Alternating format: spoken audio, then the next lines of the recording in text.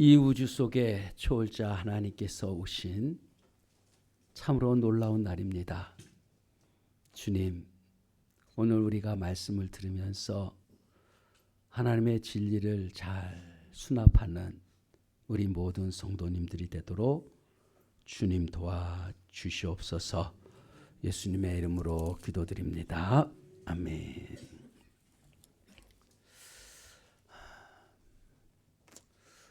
오늘은 말씀을 준비하다 보니까 응축된 복음 같아요. 그래서 이 말씀을 들은 것을 반복해서라도 들어서 진리가 무엇인가, 이것이 자신 속에 체득이라고 하잖아요. 자신이 말씀에 이렇게 푹 젖어들었으면 하는 바람이 있습니다. 오늘 이 말씀 속에서는 태어나심부터 십자가에 달려 죽으심, 부활, 승천, 영광, 그리고 더한다면 재림까지 우리에게 주시는 이 메시지들을 우리 마음에 잘 심고 우리가 이 복음을 잘 이해할 수 있는 성령께서 그런 감동을 주시기를 주님의 이름으로 축복합니다. 우리는 성탄 하니까 성탄, 성스러운 탄생이죠. 거룩한 탄생인데 이것은 예수님 아닌 다른 성인들에게도 성탄이라는 말을 사용하지 않습니까? 그래서 이 성탄은 어찌 보면 시간 속에 있는 하나의 사건입니다. 역사 속에 들어와 있는 사건이지만 성탄, 예수님의 태어나심과 똑같이 우리가 신학적으로는 성육신이란 말을 사용하잖아요. 이 성육신이란 말은 신이 하나님이 인간이 되어지심이지 않습니까? 그런 때 그 의미는 초월적인 신비로움이 그 안에 있잖아요. 어떻게 하나님이 사람이 될 수 있는가? 이것은 그저 탄생의 개념과 비교할 수 없는 놀라운 신비가 있습니다. 탄생은 보이는 사건이지만 성육신은 보이지 않는 신비로운 사건이에요. 그래서 탄생에 머문다면 모든 사람들이 함께 기뻐하고 즐거워할지는 몰라도 진정한 복음으로 하나님 앞에 기뻐하며 즐거워할 수 있는 것은 성육신을 알아야 된다는 것입니다. 그래서 예수님께서도 고린도전서 1장 24절에 오직 부르심을 받은 자에게는, 그래요.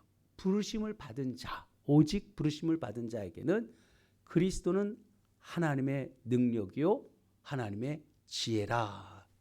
그래서 이 성육신 사건은 부르심을 입은 자들에게만 올 수 있는 하나님의 능력과 하나님의 지혜라는 것을 깨닫게 되어지고, 이사야서 9장 6절에 아기가 오시는데 그 아기의 이름에 그 5가지 이름, 기묘자, 모사, 전능하신 하나님, 영존하신 아버지, 평강의 왕이시다라고 말씀하실 때 그 이름이라는 것은 어떻게 아기가 기묘자, 모사, 탁월한 계획, 하나님의 뜻을 가지고 상당과 저처럼 우리를 구원으로 끝까지 인도하시고 전능하신 하나님이시며 영존하신 아버지로서 우리를 돌보시고 낳으시고 책임져 주시고 그리고 평강의 왕으로서 그 모든 것을 완성시킬 수 있는가?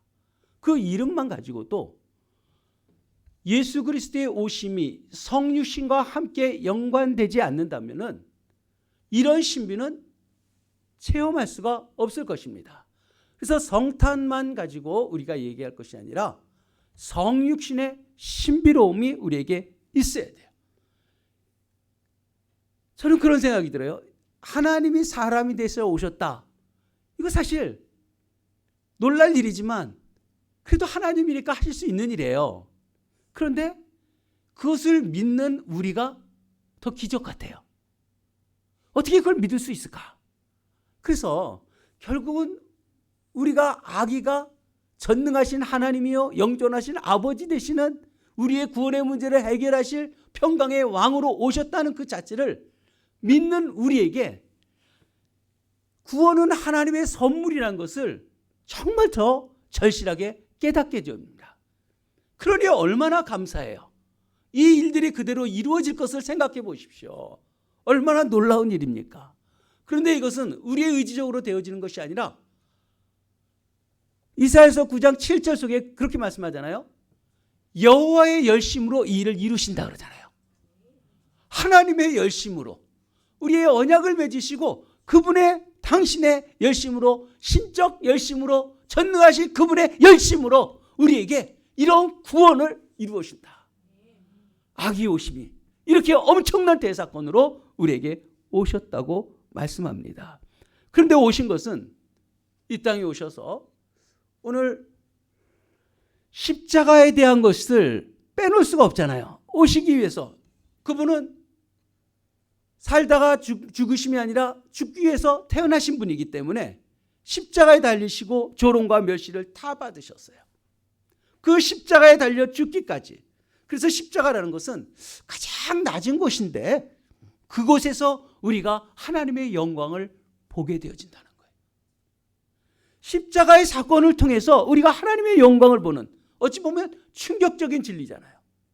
나무에 달린 자는 저주 아래에 있다 그랬는데 유대인들도 저주라고 생각했고요. 세상 사람들 지금도요. 미련하게 보고요. 패배로 보고요. 십자가는 실패한 것처럼 보이는데 기독교의 핵심은 하나님을 믿는 자들에게는 십자가에서 구원이 있고 속죄가 있고 그곳에서 그리스도의 사랑이 있고 이곳에 하나님의 지혜와 능력이 다 응축되어 있는 참으로 놀라운 사건입니다. 인간은 본능적으로 고난보다 축복을 원하고요. 약함보다 강함을 원해요. 또한 실패보다 성공을 원하고 그것이 하나님의 복이라고 생각해요. 그것이 하나님의 임재라고 생각합니다. 그러나 하나님은 숨어 계세요. 사람의 지혜로는 도무지 이해할 수 없는 고난과 십자가 죽음을 통하여서 우리가 바라는 정말 쌈박한 모든 것을 다 좋은 것을 주는 이런 메시아가 아니라 그렇지만 반드시 우리에게 꼭 필요한 구원을 완성시키실 하나님의 능력과 지혜가 있는 사건이 십자가라는 거예요. 이 십자가를 우리가 이해하지 못하고는 하나님을 알 수가 없습니다. 여러분, 하나님을 알고자 하는 사람이 십자가, 그리스도의 십자가를 통과하지 아니하고 하나님의 진리를 알 수 있을까요? 십자가를 경험하지 못한 사람들은 하나님의 사랑을 알 수 없어요.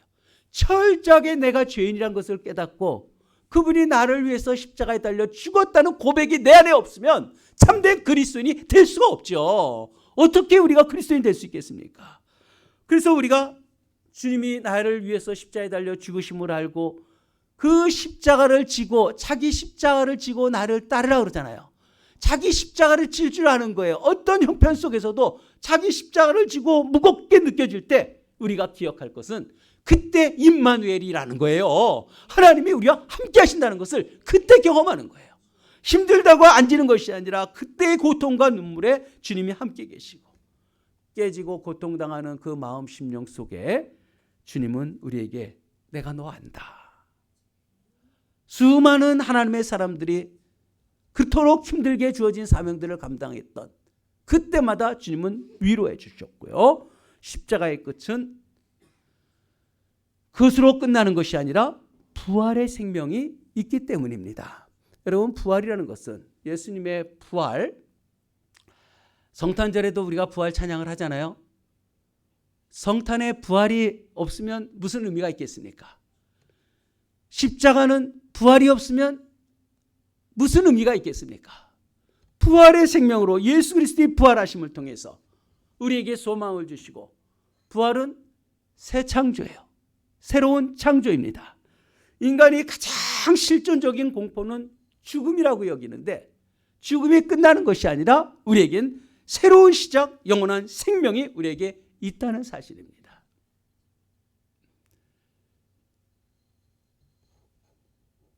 고 송준수 안수집사님 부의금, 전 축의금이라고 하고 싶어요. 그 안에다가 죽음아 환영하노라. 왜 하나님 나라 가게 되니까 얼마나 감사해요.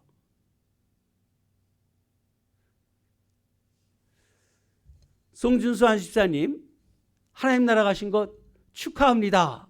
그렇게 제가 썼어요. 그럼 아들이 보기에 너무 충격적인 게 아닌가 사모가 그거 보더니 바꾸라 그러더라고요. 근데 저는 제 진심이거든요.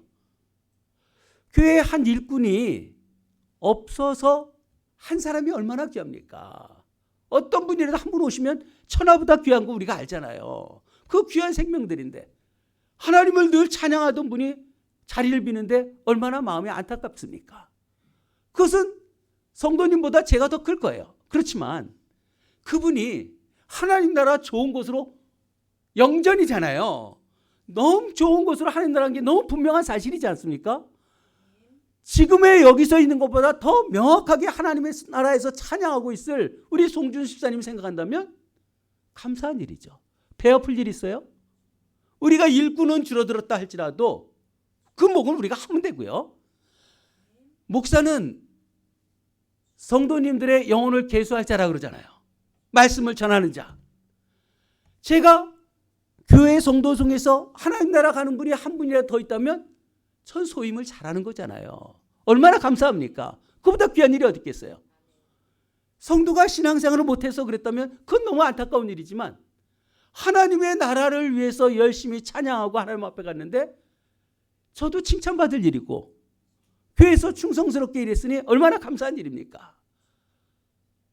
아쉬움과 안타까움은 있지만 정말 축하할 일이죠. 하나님 나라 간 것이 정말 박수 쳐줄 일 아니겠습니까? 그런데 호성이가 저한테 그런 고백을 하는 거예요. 맞아요. 우리 아버지는 축하받을 만하세요. 이렇게 전율이 생기더라고요. 아버지가 육신의 아버지가 떠났는데 아버지가 떠난 것이 축하받을 일이라고 본인이 그렇게 고백하고 자신이 아버지처럼 열심히 하겠다 그래요. 참 얼마나 대단한 고백입니까? 우리는 죽음에 절절절절 매지 말고 죽음은 문이에요. 하나님 나라 가려면 당연히 열고 들어가야 하는 문이잖아요. 아프다고 절절 매지 말고 아파야 죽지요. 죽음도 아픔도 이미 하나님께서 우리에게 승리하게 하셨잖아요. 의연했으면 좋겠어요. 아파도 하나님을 찬양하고요. 죽음 앞에서도 하나님을 찬양하고 이런 모습이 하나님의 자녀들의 모습 아니겠어요? 거기에 함몰되지 말고 하나님 앞에 나가는 그런 모습이 우리에게 있어야 되지 않겠습니까? 성경은 그렇게 표현해요. 씨앗이 죽어서 아름다운 꽃으로 피어난다 그러잖아요. 그 씨는 없어지지만 그 형태의 모습은 전혀 다른 모습으로 변화되지 않습니까? 우리의 모습도 비천한 몸이 그리스도의 영광스러운 몸으로 변화되어지신 부활체를 갖고 오시는 것처럼 죽음의 통치를 끝내고 우리에게 부활의 생명이 우리에게 있다고 성경은 우리에게 교훈하고 있는 거예요. 초대 그리스도인들은요, 장례식장을 찬송하며 다녔어요. 한 영혼을 하나님 앞에 보내드렸기 때문에. 우리도 그거 가능하지 않겠습니까? 신앙생활 열심히 하다가 한 영혼 갈 때마다 축제처럼 그 영혼을 보내드릴 수 있는, 마음이 아파서 이거 어떻게 예배를 드리나 이런 고민하지 아니하는, 이게 얼마나 귀한 삶인가. 고린도전서 15장 44절에 보면, 42절 44절 보면은요, 썩지 않는 것을, 썩는 것을 심고 썩지 않는 것으로 다시 살며, 썩지 않으니까 노화가 안 된다는 거예요. 영원한 부활체의 모습은요, 썩질 않아요. 그러니 영원히 사는 거 아니겠습니까? 욕된 것을 심고 영광스러운 것으로 다시 산대요. 우리가 이 세상에 욕된 것이 여전히 그래도 좀 있을 텐데 영광스러운 것으로 우리가 다시 살아나니까 하나님 나라의 영광스러운 것에 익숙하게 살 수 있지 않겠어요? 지금 있는 모습으로 하나님의 영광 속에 우리 들어가면 그 삶을 제대로 살겠습니까? 얼굴이나 하나 제대로 들겠어요? 근데 영광스러운 몸으로 바꿔주신다고 하잖아요. 약한 것을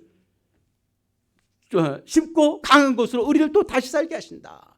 강한 몸으로 만들어지니까 아프질 않아요. 눈물도 없어요. 괴로움도 없어요.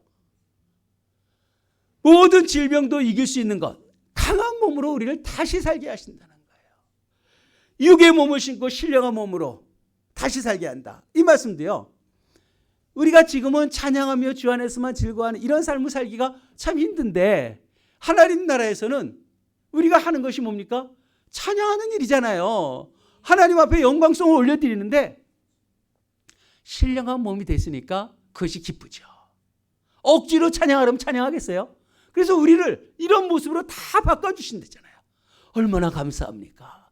부활의 생명으로 우리를 이렇게 만들어 주셔서 오늘 말씀 속에 5절 12절 속에 계시록 죽임당한 어린 양은 능력과 부와 지혜와 힘과 존귀와 영광과 찬송 받으시기에 합당하시다라고 말씀하잖아요. 여러분, 이것은 우리 마음속에 항상 심어두세요.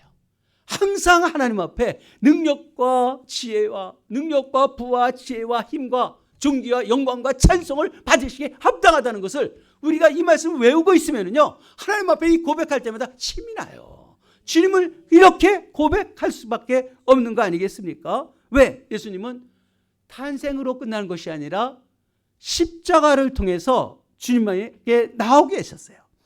여러분, 자쿠일로는 그런 표현했어요. 기독교를 바르게 전하면 많은 사람들이 기독교를 떠날 것이다. 바른 말씀을 전하면은요, 다 교회를 떠난다는 거예요. 그런 사람 많지요.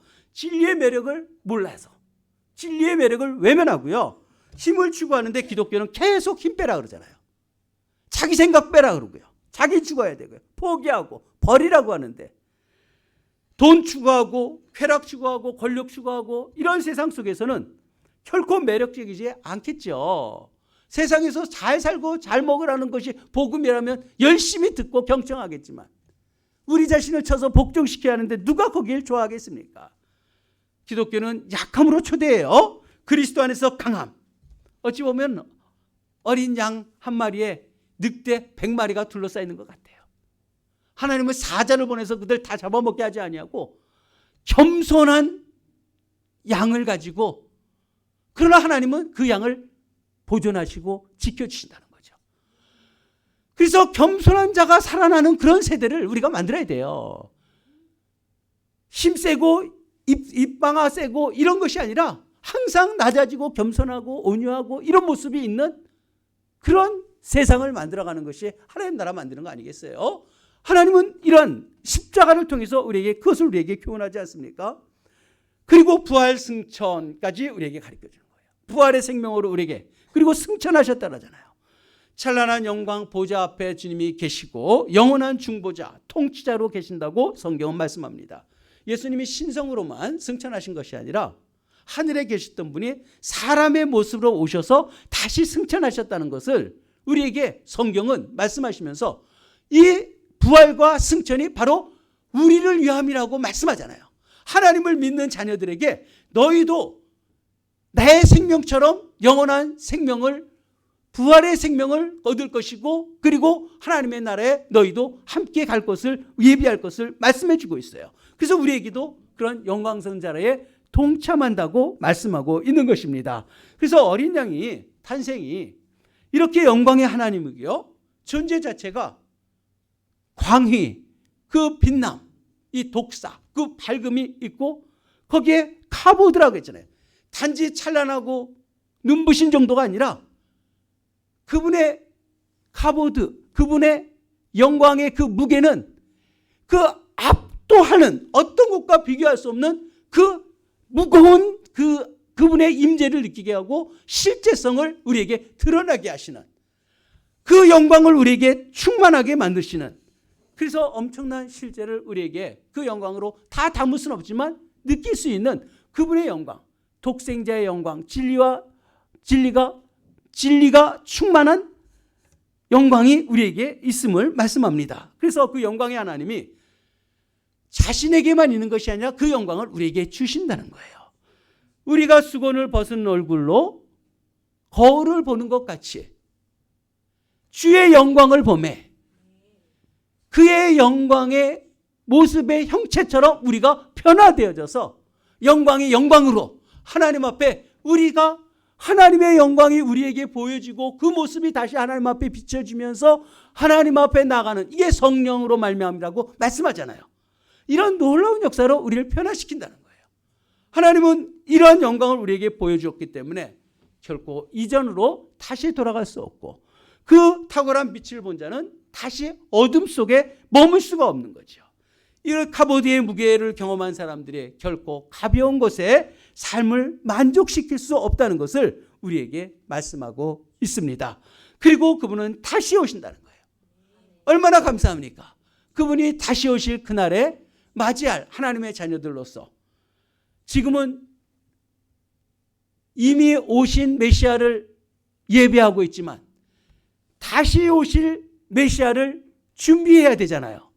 현재적으로 임하시는 그 역사 속에 지금 임하시는 성령께서 메시아로 지금 우리에게 다가오셔서 이런 말씀을 듣게 하시지 않습니까? 그 메시아를 모셔드리고 우리가 아기 예수를 경배하는 이유, 엄청난 하나님의 지혜와 능력으로 오셨기 때문이고 십자가에 달려 죽으심으로 구원하시고 우리의 삶을 낮은 곳에 임하게 하신 그 은혜를 체험하게 하시고 부활의 권능으로 우리에게 소망을 주시고 부활의 생명으로 우리도 나아가게 하시며 또 승천하시고 영광스러움으로 우리도 변화될 것을 기대하게 하시니 얼마나 감사합니까? 이 날이 우리에게 있다는 것, 진리가 얼마나 탁월한 하나님을 믿게 된 것, 우리가 잘나서가 아니잖아요. 우리가 잘났다고 말할 사람이 누가 있겠습니까? 이 진리를 하나님이 우리에게 알려주시고 깨닫게 하시고 믿게 하신 그 하나님을 송축하며 할렐루야 찬양하며 임마누엘의 복이 있기를 주님의 이름으로 축복합니다. 기도합시다. 참으로